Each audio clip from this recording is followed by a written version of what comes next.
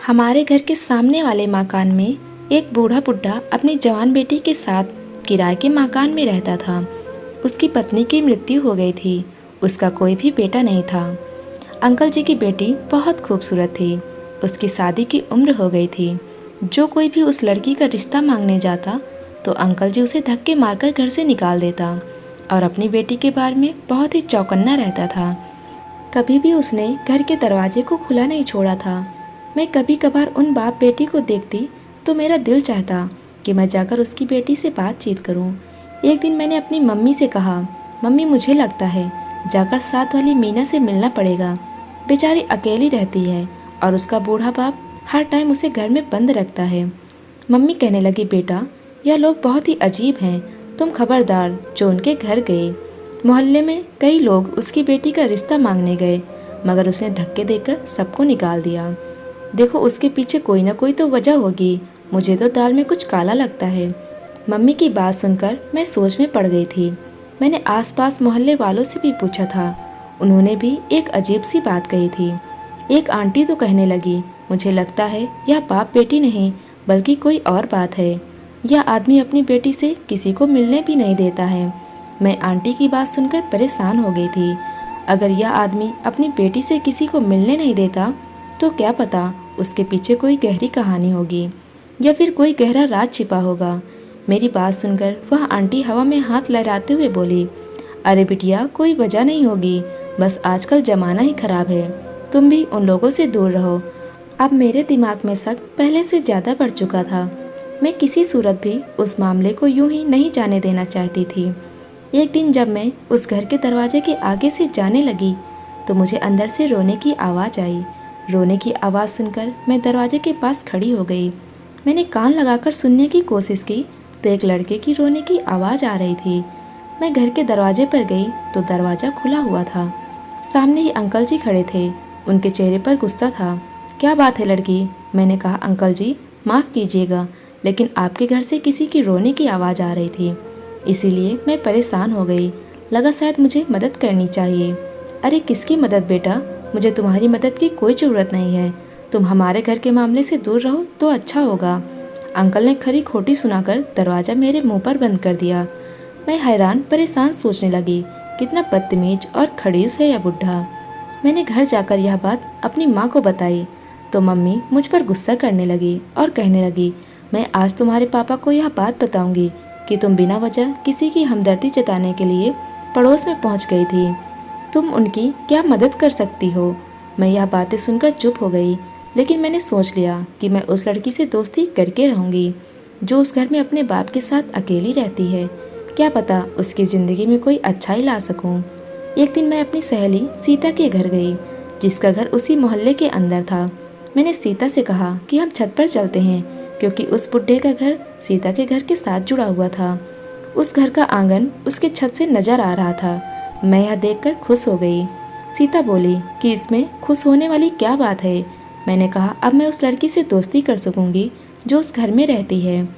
मैंने अपने दोस्त को भी सारी समस्या बता दी और उसे कहा, मुझे लगता है उस घर में जो लड़की रहती है उसे हमारी मदद की ज़रूरत है। मेरी बात सुनकर सीता ने मेरे आगे हाथ जोड़े और बोली, जानती हो तुम किसके बारे में बात कर रही हो? उसकी बात ने मुझे और ज़्यादा डरा दिया था। मैंने कहा, बस एक बुढ़ा बाप और उसकी बेटी रहती हैं। यह मेरी बात पर मेरी दोस्त कहने लगी, पागल लड़की, हो सकता है वह दोनों मियाँ बीवी हों, इसीलिए वह अपनी बीवी को किसी से मिलने नहीं देता। कई लोग उसे यह ना कह दें कि तुम्हारी बीवी तो बहुत ज़्यादा कम उम्र की है, जबकि तुम उसके बाप लगते हो। तुम्हारा पति ज़्यादा उम्र का है। मैंने उससे कहा, जो भी है, मैंने उस लड़की को रोते हुए देखा है, उसे हमारी मदद की ज़रूरत है। हो सकता है, मेरी दोस्त ने कहा, लेकिन अच्छा होगा अपने काम से काम रखो, वरना हम बेवजह किसी मुसीबत में फंस जाएंगे। अभी मैं और सीता यह बातें कर ही रहे थे कि वह लड़की हमें आंगन में चलती हुई नजर आई। मैंने उसे देखकर सीता को इशारा किया तो वह आंगन में आ गई। अगर हम चाहें तो उससे बात कर सकते थे। सीता कहने लगी, तुम ही बात करो, मैं यहाँ से जा रही हूँ। खामखा उस बुढ़े से अपनी बेइज्जती नहीं करवा सकती। सीता के जाने के बाद मैंने उस लड़की को इशारा किया। मुझे देखते ही वह अंदर जाने लगी थी। मैंने उससे कहा, मैं उससे दोस्ती करना चाहती हूँ। मेरी बात सुनकर उसके चेहरे पर एक दुख सी मुस्कुराहट भरी और सीढ़ियाँ चढ़ती हुई ऊपर छत की तरफ आने लगी। मैंने उसके आते ही उसे राम राम किया। फिर वह पूछने लगी कि तुम्हें मेरा ख्याल कैसे आया। मैंने कहा मैं तुम्हें अक्सर देखती रहती हूँ, मुझे लगता है कि तुम दुखी रहती हो, मुझे तुम्हारा बहुत एहसास होता है, क्या तुम मुझसे दोस्ती करोगी। वह बोले कि मुझसे दोस्ती करके क्या तुम भी बर्बाद होना चाहती हो। उसकी इस बात से मुझे बहुत ही दुख हुआ। मैंने कहा तुमसे दोस्ती करके कोई बर्बाद क्यों होने लगा। अगर तुम चाहो तो मुझसे हर तरह की बातें शेयर कर सकती हो, मैं तुम्हारी मदद करूँगी। और हाँ, वादा करती हूँ किसी गैर इंसान से तुम्हारी कोई राज नहीं बताऊँगी। मेरी बात सुनकर वह हंसकर कहने लगी, मैं एक बदकिस्मत लड़की हूँ। मुझे लगता है मेरे बाप ने मुझे उस घर में बंद करके अच्छा नहीं किया, लेकिन अब जब अपनी कहानी देखती हूँ तो ऐसा लगता है कि पापा ने जो किया वह ठीक ही किया। मैं इस काबिल थी। मैं उसकी बात सुनकर परेशान हो गई। वह तो पहेलियाँ बुझा रही थी। मेरे पास टाइम कम था। इतने में मेरी दोस्त छत पर आ गई और बोली, तुम्हारी मम्मी तुम्हें बुला रही हैं। मैं अपनी मम्मी के साथ घर वापस चली गई, लेकिन मैंने सोच लिया था कि अब मैं मीना के घर जाकर उससे बात किया करूँगी। अगले दिन मैं फिर से सीता के घर आ गई। मैंने देखा छत से तो वही लड़की अपने आंगन में बैठी हुई थी, लेकिन अब की बार उसकी सिसकियों की आवाज़ ऊपर तक आ रही थी। यह देखकर मैं परेशान हो गई। मैंने उसे इशारा किया तो वह वहाँ से इशारा करके बोली कि मैं ऊपर नहीं आ सकती, तुम चाहो तो मेरे पास आ सकती हो। दरवाज़ा खुला हुआ था। मैं उसके घर चली गई। उसने अपने पेट पर हाथ रखा हुआ था और वह बुरी तरह से रो रही थी। क्या हुआ तुम्हारे पेट में, दर्द है क्या। वह कहने लगी, यह दर्द मेरी मौत के साथ खत्म होगा। उसकी बात सुनकर मेरी आंखों में भी आंसू आ गए। देखो, दुनिया में हर दर्द का इलाज है। अगर तुम्हें कोई समस्या है तो मुझे बता सकती हो, मैं तुम्हारी हर तरह से मदद करने को तैयार हूँ। तो वह कहने लगी, मेरे लिए प्रार्थना करो कि भगवान मुझे माफ़ कर दे। मेरा जुर्म बहुत बड़ा है और मेरे पापा बहुत अच्छे आदमी हैं। मुझे वहाँ डर भी लग रहा था, अगर यह बात मम्मी को पता चल गई तो हम मुझसे कितनी गुस्सा होंगी। लेकिन उस लड़की की शक्ल और उसकी दुख भरी बातें आप भी सुनते तो आप भी यही करते। यह देखकर हैरान रह गई कि गरीब से दिखने वाली उस बाप बेटी के पास काफ़ी कुछ था। लड़की ने अपने कमरे में बहुत सारे कपड़े रखे हुए थे और वह कपड़े महंगे थे। वह कहने लगी, यह कपड़े मैं कभी नहीं पहनती। मैंने भी नोट किया था कि उसने खुद को तो हर टाइम गंदे कपड़े पहन रखे होती है, लेकिन उसके पास हर तरह के जोड़े थे जिन्हें देखकर लगता था कि वह लड़की बहुत ज़्यादा अमीर है। मैंने कहा, अगर तुम्हारे पास इतने अच्छे कपड़े हैं तो तुम उन्हें पहनती क्यों नहीं। मेरी बात सुनकर वह रोने लगी और बोली, बस फिर कभी मैं तुम्हें बताऊंगी। उन कपड़ों को पहनकर मुझे खुद से डर लगता है। अगर तुम्हें चाहिए हो तो ले जाओ, तुम भी बहुत अच्छे लगेंगे। उसकी बात सुनकर मैं चुप हो गई। मैं किसी सूरत उसके वह कपड़े नहीं लेना चाहती थी, लेकिन उसने बहुत ज़्यादा कहा तो मैंने एक सूट ले लिया। वह बोली कि तुम उसे ले जाओ और जब मैं मर जाऊं तो मेरी अर्थी पर जरूर आना। भगवान से डरो लड़की, तुम्हारी उम्र ही कितनी है और तुम मरने की बातें कर रही हो। फिर उसने अपने कमरे में रखी एक अलमारी को बड़ी हिफाजत से खोला। उसमें एक काले रंग की डायरी निकली और फिर उसे एक लिफाफे में डालकर मुझे दे दिया और कहा कि मेरे मरने के बाद मेरे पापा को दे देना। मैं डरते हुए डायरी भी ले ली और अपने घर वापस आ गई। उसके पेट में जो दर्द था वह बढ़ता जा रहा था। मैं घर वापस आई। माँ ने मेरे हाथ में इतना महंगा सूट देखा तो कहने लगी, बेटी यह तुम कहाँ से लेकर आई हो। मैं माँ से कोई बात भी छिपा नहीं सकती थी। डायरी के अलावा हर बात मैंने अपनी माँ को बता दी। मेरी माँ ने यह सुना तो वह अपना सर पकड़कर बैठ गई और बोली कि तुम कितनी बेवकूफ़ हो। मैं तुम्हें जिस बात से मना करती हूँ तुम वही हरकत करती हो। अगर तुम्हारे पापा को या मोहल्ले वालों को यह बात पता चली तो वह क्या कहेंगे। कल को उसके साथ कुछ हो गया तो तुम क्या करोगी। वह तो मरने की बातें कर रही है, अगर वह सच में मर गई तो क्या होगा। मम्मी आप कितनी खुदगर्ज हैं। मम्मी ने मेरी बातें सुनकर मुझ पर बहुत सख्ती से पाबंदी लगा दी। मैं दोबारा उसके घर की तरफ जाने का सोच भी नहीं सकती थी। मैं पछता रही थी कि मैंने अपनी माँ को क्यों बता दिया। फिर 2 दिन के बाद उस घर से मौत की खबर आई।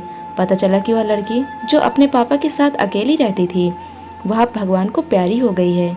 यह बात सुनकर हम सब हैरान हो गए थे। मोहल्ले वाले भी हैरान थे कि एक नौजवान लड़की कैसे अचानक बिना किसी वजह के मौत के मुंह में जा सकती है। सब लोगों को लगा कि यह बड़ा आदमी जरूर किसी न किसी तरह अपनी बेटी की मौत का जिम्मेदार है। उससे पूछताछ की जानी चाहिए। सब लोग उस घर में जमा हो गए। मेरे पापा भी उस घर में चले गए। पापा ने उस बूढ़े आदमी से पूछा, तुम अपनी बेटी का रिश्ता क्यों नहीं तय करते थे और उसके मरने की क्या वजह है? बूढ़ा आदमी रोने लगा और रो रो कर उसका बुरा हाल था। वह बस यही कह रहा था कि उसकी बेटी खुद किसी से शादी नहीं करना चाहती थी और लोगों के बार बार रिश्ता लाने पर मुझे उन पर गुस्सा आता था। उसकी मौत की वजह यह बुढ़ा नहीं था, वह बता रहा था। अब सब लोग उससे ज़बरदस्ती भी नहीं करना चाहते थे, इसीलिए पुलिस वाले को फ़ोन कर दिया गया और बताया गया कि यहाँ पर एक मौत हुई है, वह लगता है आत्महत्या है। यह सुनकर बूढ़ा बहुत ज़्यादा तड़पने लगा और बोला कि मैं अपनी बेटी की लाश की बेइज्जती नहीं होने दूंगा। वह कुदरती मौत है, मैं उसके बारे में कुछ नहीं जानता। काफ़ी साल से वह परेशान थी, मुझे क्या पता कि उसकी परेशानी क्या थी। मैंने उससे बहुत बार पूछा, डॉक्टर के पास भी ले गया था। मैं आपको रिपोर्ट दिखाने के लिए भी तैयार हूँ, लेकिन भगवान के लिए मेरी बेटी को थाने और कचहरी वगैरह का हिस्सा मत बनाइए। पापा ने बूढ़े से कहा कि आपकी बेटी की लाश का पोस्टमार्टम रिपोर्ट होगा और उसकी जांच की जाएगी। उसकी मौत कैसे हुई है, कोई भी ऐसा काम नहीं होगा जिससे आपकी बेटी की लाश की बेइज्जती होगी। अगर आपको लगता है आप बेकसूर हैं तो हो सकता है कोई और उसकी मौत की वजह बना हो, लेकिन बिना जांच पड़ताल किए अपनी बेटी को चिता पर मिटाने का मतलब यह है कि आप उसे इंसाफ नहीं दिला रहे हो। यह उसका हक है। सारे मोहल्ले वालों की बातें सुनने के बाद बुढ़ा सबके हाथ जोड़ने लगा, लेकिन किसी ने भी उसकी बात पर यकीन नहीं किया, क्योंकि सबको शक था कि ज़्यादा मन्नतें इसलिए कर रहा था क्योंकि मौत में खुद उसका हाथ है। आखिरकार पोस्टमार्टम रिपोर्ट के लिए लाश को थाने से अस्पताल पहुंचाया गया। पोस्टमार्टम रिपोर्ट के बीच भगवान जाने क्या हुआ। जब बूढ़ा घर आया तो बहुत तसल्ली में था और हैरान भी था। उसके आंसू अब रुक चुके थे, लेकिन किसी को यह नहीं पता था कि पोस्टमार्टम रिपोर्ट क्या आई थी। पुलिस वालों ने बुढ़े को बेकसूर कहकर उसे छोड़ दिया था और मेरे पापा ने भी कहा कि बुढ़ा बेकसूर है, उसने अपनी बेटी को नहीं मारा था। लेकिन हम अंदर की कहानी जानना चाहते थे कि आखिर उस लड़की के साथ क्या हुआ था। मैंने यह सोचा कि बूढ़े से जाकर खुद पूछा जाए, लेकिन माँ ने मुझे सख्ती से मना कर रखा था, तो मैं यह बात अपने मुंह पर नहीं लाई। मगर कुछ दिन के बाद मैंने सोचा कि वह डायरी जो मैंने उस लड़की से ली थी, उसने मुझसे यही बात की थी कि जब मैं मर जाऊं तो यह लिफाफा जिसमें डायरी है उसे मेरे बूढ़े बाप को दे देना। सोचा क्यों न जाकर उसे दे आऊं, यह उसकी अमानत है और अगर मैं चाहूं तो खुद भी पढ़ सकती थी, लेकिन यह उसकी अमानत है और मुझे खोलकर नहीं पढ़ना चाहिए, बल्कि जाकर उस बूढ़े को दे देनी चाहिए। वही एक लिफाफा था जिससे मैंने यह फैसला किया कि मैं जाकर वह डायरी लौटा आऊँगी। मगर जैसे मैंने बूढ़े के घर के दरवाजे की तरफ देखा, वहाँ पर एक बड़ा सा ताला लगा हुआ था।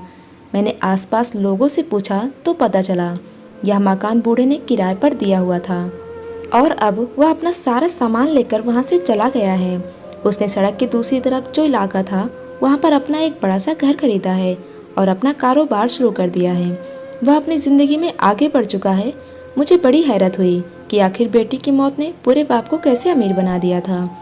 वह बाप जो पहले से गरीब मोहल्ले में किराए के मकान में रहता था और एक दुकान पर मजदूरी का काम करता था, अब ऐसी कौन सी लॉटरी उसके हाथ लग गई कि वह बेटी की मौत के बाद अपना घर और अपना कारोबार शुरू करके बैठा है।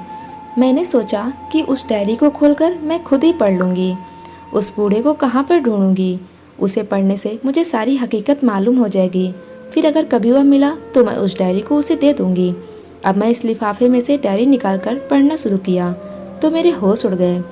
उसमें जो बातें लिखी थी वह बड़ी ही अजीब थी। वह गरीब थी। बूढ़े की बेटी ने आंसुओं से भरी हुई शब्द लिखे थे, पापा मुझे माफ़ कर देना, मैंने जो भी किया उसमें गलती मेरी ही थी। उस पाप के बाद मैं आपके सामने सर उठाने के काबिल नहीं थी। आपकी परवरिश का कोई कसूर नहीं था। माँ के मरने के बाद आपने मुझे माँ की कोई कमी नहीं महसूस होने दी। मुझे एक लड़के से प्यार हो गया था। अगर मैं उसकी बातों में ना आती और इतना बड़ा कदम नहीं उठाती तो वह मुझे कभी भी अपने घर लेकर ना जाता। अमर एक बहुत ही अमीर बाप का बेटा था। मैं उसकी बड़ी सी गाड़ी और उसका बड़ा बंगला देखकर पागल हो गई थी। मुझे लगा वह सच में मुझसे मोहब्बत करता है और मुझसे शादी करेगा, मगर वह तो मुझे अपने मकसद के लिए इस्तेमाल कर रहा था। मैं अमन को किसी मसीहा से कम नहीं मानती थी, मगर वह मसीहा नहीं, वह तो भेड़िया निकला था। मैं एक गरीब बाप की बेटी थी। मैंने जब उसके बड़े से घर में कदम रखा तो उसने मुझसे यही वादा किया था कि वह मुझे उस घर की बहू बनाएगा, मुझे उस घर की शहजादी बनाकर रखेगा। लेकिन वहाँ जाकर मुझे पता चला वह तो मेरी इज्जत लूटने के लिए मुझे वहाँ लाया था। वहाँ उसके दोस्त भी थे। मैं अकेली लड़की कुछ नहीं कर सकती थी। मेरी चीख पुकार की आवाज़ किसी ने नहीं सुनी थी। अब मेरे पास कुछ नहीं बचा था। जब अमन अपने मकसद में कामयाब हो गया तो उसने मेरे सामने एक हीरे की चैन फेंक दी और कहा, यह तुम्हारा गिफ्ट है। मैं यही सुन रखा था कि हीरा निकलने से इंसान की मौत वाकई हो जाती है। मैं अब मर जाना चाहती थी। मैं जिंदा नहीं रहना चाहती थी, इसलिए मैं वह हीरे की चैन निकल गई। मुझे समझ नहीं आया कि वह चैन कैसे मेरे हलक के नीचे उतर गई, मगर मेरी मौत वाकई नहीं हुई। अमन ने मुझे थोड़ी देर उस कमरे में रखा और फिर मुझे मेरे घर छोड़ दिया। वह पल मेरी आत्मा पर हमेशा बोझ बन गया। मैं खुद को कभी माफ़ नहीं कर सकूंगी। मैं पापा से छुपकर अमन से मिलती थी और अब मैं मर जाना चाहती थी। मेरे पेट में बहुत दर्द रहता था। मैंने आज तक किसी डॉक्टर को यह हकीकत नहीं बताई थी। मेरे पेट से निकलने वाला खजाना मेरे बाप की गरीबी को मिटा सकता था। मैं जीते जी आपको यह हकीकत बताकर आपकी इज्जत तार तार नहीं करना चाहती थी। मुझ में इतनी हिम्मत नहीं थी। मेरे प्यारे पापा, अब तो मैं मर गई हूँ। भगवान के लिए मुझे माफ़ कर देना। आपकी प्यारी बेटी मीना। उस लड़की की गम और दुख का अंदाज़ा मुझे हो चुका था। बाप बेटी की इज्जत पर आँच आने के लिए पूरी दुनिया से लड़ता है, और वही बेटी अगर अपने बाप की इज्जत चंद पलों के लिए और चंद मीठी बातों के आगे गंवा दे तो उससे बदकिस्मत कौन होगा। भगवान के लिए जो लड़कियां मेरी यह कहानी सुन रही हैं तो उसे सबक हासिल करें। दोस्तों, उम्मीद करती हूँ आपको यह कहानी पसंद आई होगी। कहानी पसंद आई हो तो वीडियो को लाइक करें और चैनल पर नए हो तो चैनल को सब्सक्राइब करें और हाँ, नोटिफिकेशन बिल्कुल ज़रूर दबाएं ताकि अगली अपडेट सबसे पहले आपको मिले। धन्यवाद।